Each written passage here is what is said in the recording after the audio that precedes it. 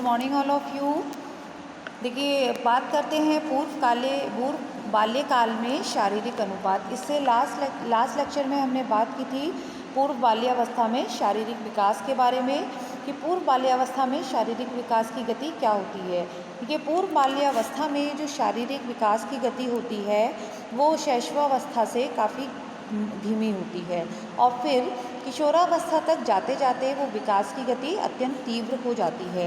तो पूर्व बाल्यावस्था में शारीरिक विकास को देखा जाए तो शारीरिक विकास काफ़ी हद तक आहार एवं पोषण पर निर्भर करता है, और उसी के आधार पर शारीरिक अनुपात निर्भर करता है। देखिए, पूर्व बाल्यकाल में जो शारीरिक अनुपात की अगर बात करें तो पूर्व बाल्यकाल में जो शारीरिक अनुपात में परिवर्तन आते हैं उसमें क्या परिवर्तन आते हैं, जैसे कि पहले लेक्चर में भी हमने ये बात डिस्कस की थी कि जो शारीरिक अनुपात में जो परिवर्तन होते हैं वो हर आयु में अंतर होता है। लड़के और लड़कियों में, बालक और बालिकाओं के जो शारीरिक अनुपात में वो अंतर होता है।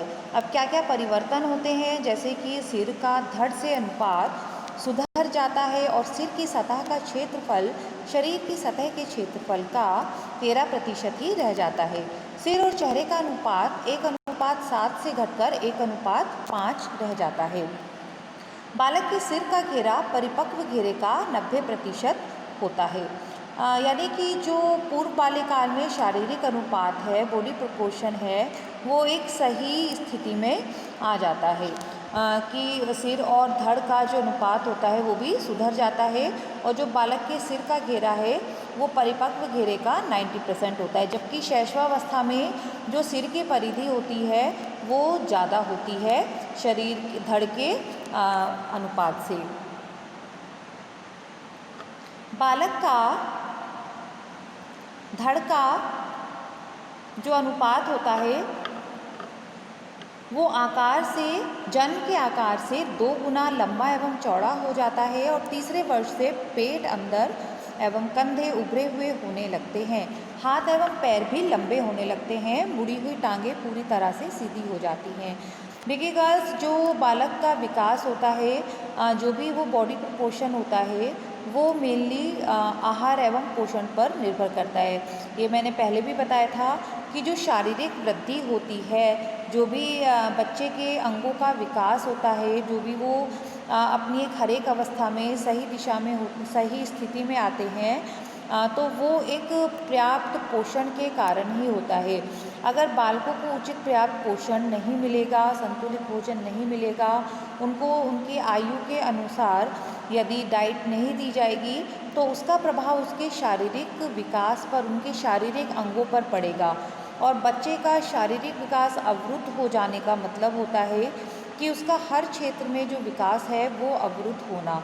तो जो बालक के शारीरिक अनुपात होता है वो मुख्य रूप से बालक के भोजन पर, उसके संतुलित आहार पर निर्भर करता है। दांतों की स्थिति की बात करें तो जो पूर्व बाल्यकाल में जो दांत हैं, अस्थायी दांत होते हैं, उनका गिरना इस अवस्था के अंत तक प्रारंभ हो जाता है, क्योंकि दांतों की संख्या जो अस्थायी दांत होते हैं 20 होती है, और अस्थायी दांत जो होते हैं वो इस अवस्था के अंत तक गिरने प्रारंभ हो जाते हैं। दांतों की संख्या 20 होती है। अब बात करते हैं शारीरिक स्वास्थ्य की स्थिति, कि पूर्व बाल्यकाल में जो शारीरिक स्वास्थ्य की स्थिति होती है। देखिए, जो पूर्व बाल्यावस्था होती है वो विद्यालय अवस्था है, स्कूल गोइंग एज है। अब स्कूल गोइंग एज होने के कारण बालक जो है वो अपने परिवार से निकलकर विद्यालय में नए नए लोगों से संपर्क में आता है, नए मित्रों से संपर्क में आता है, उसके जो हम उम्र के साथी बनते हैं, शिक्षकों के साथ, नए उसके जो समाज में वो जैसे कि आगे बढ़ता है। तो क्या होता है कि जो पूर्व बाल्य अवस्था में इसी कारण से, क्योंकि उसका सामाजिक दायरा जब बढ़ता है तो इसी कारण उसकी जो जीवन में बहुत सी दुर्घटनाओं का भी वो शिकार हो जाता है, क्योंकि जब स्वाभाविक रूप से बच्चा चलना फिरना, दौड़ना, कूदना, भागना सारे काम सीखेगा तो उसमें उसको कहीं ना कहीं किसी न किसी दुर्घटना का भी वो शिकार हो सकता है। और देखिए, इस आयु को, इस अवस्था को एक जिज्ञासु प्रवृत्ति का इसमें बालक होता है, क्योंकि बालक को बहुत क्यूरोसिटी होती है अपने आसपास की चीज़ों को जानने के लिए, समझने के लिए।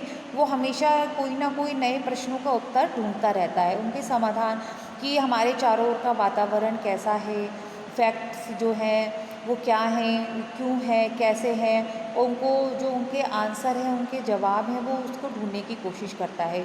और साथ ही कुछ प्रयोगात्मक भी करता है, जिससे कि जैसे कि कुछ कार्य करता है, वो कुछ नया सीखने के लिए बहुत से टूल्स का इस्तेमाल करता है, औजारों का इस्तेमाल भी करता है, जिससे वो कभी कभी बहुत सी दुर्घटनाओं का शिकार भी हो जाता है, जैसे कि अस्थियों टूटना, कट फट जाना, जल जाना, गिर जाना आदि। क्योंकि बालक के अंदर जब क्यूरोसिटी होगी तो वो बहुत से कार्यों को करके देखेगा, प्रैक्टिकली करके देखेगा, और वो घर में जो उसके बहुत से औजार होते हैं, बहुत से टूल्स होते हैं, या कुछ ऐसी चीज़ें होती हैं जिससे उसको नुकसान पहुंच सकता है, उनका प्रयोग करता है। तो इस अवस्था में बालक बहुत सी बीमारियों के साथ साथ दुर्घटनाओं का भी शिकार हो जाता है।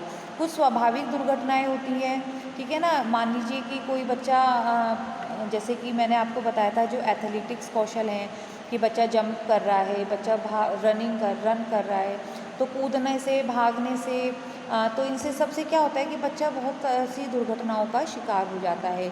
और जैसे कि फ्रैक्चर का होना, या कोई भी नाइफ़ का इस्तेमाल कर रहा है वो कार्य करते हुए, सीज़र का इस्तेमाल कर रहा है, तो उससे उसका हाथ कट जाना, वो अपने को नुकसान पहुंचा लेता है।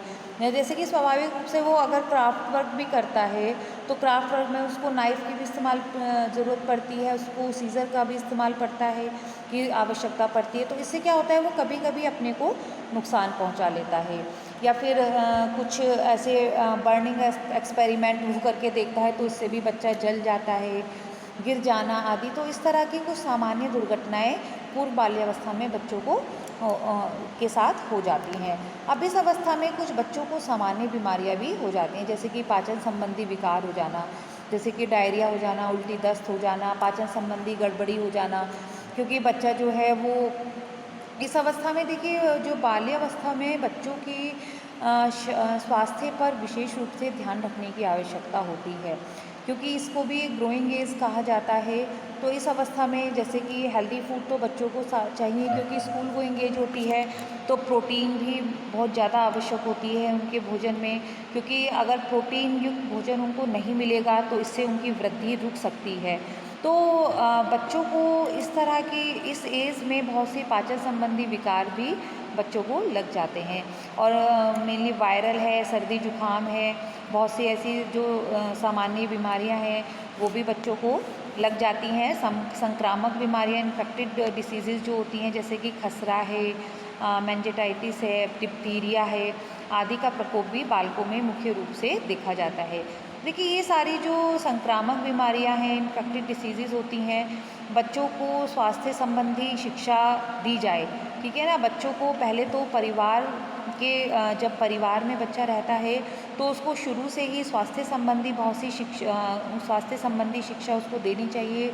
बताना चाहिए कि बच्चों को जब भी वो भोजन करे उसको हाथ धोने हैं, साफ़ सफाई का ध्यान रखे, और गंदगी से दूर रहे, यानी कि उसको सैनिटेशन एंड हाइजीन के बारे में उसको बताना चाहिए। साथ ही स्कूल में जब बच्चा जाना शुरू करता है तो स्कूल में भी शिक्षकों का कर्तव्य है, ड्यूटी है, कि बच्चों को सैनिटेशन और हाइजीन के बारे में, हेल्थ डिसीज़ेज़ के बारे में, स्वस्थ रहने के बारे में उनको रूल्स रेगुलेशंस क्या हैं, उसके स्वास्थ्य के नियमों के बारे में बताया जाए, ताकि बच्चा जो है बहुत सी संक्रामक बीमारियों से बचा रहे। साथ ही बच्चों के अंदर देखा जाता है कि वो खेल में इतने इन्वॉल्व हो जाते हैं कि उनको भूख ही नहीं महसूस होती है, यानी कि क्योंकि बच्चा समूह में खेलता है, अपने आयु के अपने जो हम उम्र के साथी होते हैं उनके साथ खेलने में इतना इन्वॉल्व हो जाता है कि उसको भूख का महसूस ही नहीं होती है। और साथ ही जब थक जाता है बच्चा, ये भी देखा जाता है कि नेचुरली जब बच्चा थक जाता है तब भी उसको भूख महसूस नहीं होती है। तो पूर्व बाल्यावस्था में जो शारीरिक स्वास्थ्य की स्थिति है वो थोड़ी सी गड़बड़ सी रहती है। इसका जो मुख्य मेन इसका जो अगर हम बच्चों की शारीरिक स्वास्थ्य की स्थिति को अच्छी बनाए रखना चाहते हैं तो इसका जो मेन उस बच्चों के माता पिता हैं, उनको बालक बालिकाओं के माता पिता हैं, उनको चाहिए कि वो बच्चों के स्वास्थ्य का मुख्य रूप से ध्यान रखें, ताकि वो किसी भी तरह की पाचन संबंधी बीमारियों से या संक्रामक बीमारियों से ग्रसित ना हो। अब ये सब सामान्य जो अवस्थाएं होती हैं वो बच्चों के स्वास्थ्य को गिरा देती हैं, यानी कि जो कॉमन डिसीज़ होती हैं जैसे कि वायरल है, सर्दी है, जुकाम है, ये सब मौसम की वजह से भी बच्चों को लग जाती हैं। बुखार है, खांसी है आदि, ये जो सामान्यतः बीमारियां हैं ये पूर्व बाल्यावस्था में देखने को मिलती हैं। लेकिन अगर बच्चे को के स्वास्थ्य का ध्यान रखा जाए, उनको हेल्दी फूड दिया जाए, प्रोटीन से युक्त भोजन दिया जाए, तो काफ़ी हद तक बच्चों के अंदर स्टैमिना बनाया जा सकता है, उनके अंदर इम्यूनिटी क्रिएट की जा सकती है, ताकि वो जो मौसम से संबंधित कुछ सामान्य बीमारियां हैं वो बच्चों को ना गिरें। ओके गर्ल्स, मिलती हूँ नेक्स्ट टॉपिक के साथ। Take care, thank you.